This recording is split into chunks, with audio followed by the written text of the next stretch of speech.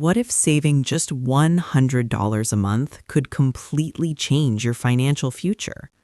It may not sound like much, but small habits repeated over time can create powerful results. Why $100 matters. For many people, $100 feels too small to make a difference. But building wealth is not about large amounts. It is about consistency. Saving $100 a month adds up to $1,200 a year, and when that money is invested, it has the potential to grow. The power of time. Time is the most important factor in building wealth. If you save and invest $100 every month and earn an average return of 7% per year, your money can grow much faster than you expect.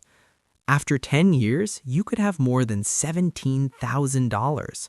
After 20 years, that amount could grow to over $50,000. This is the power of compound interest. Your money begins to earn money on its own. Where the money comes from. Most people already spend $100 a month without realizing it.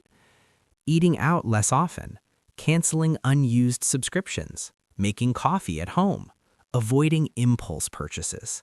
Small lifestyle changes can free up money without hurting your quality of life. Habits matter more than amounts. The real value of saving $100 is not the number, it is the habit. Once saving becomes automatic, increasing the amount becomes easier.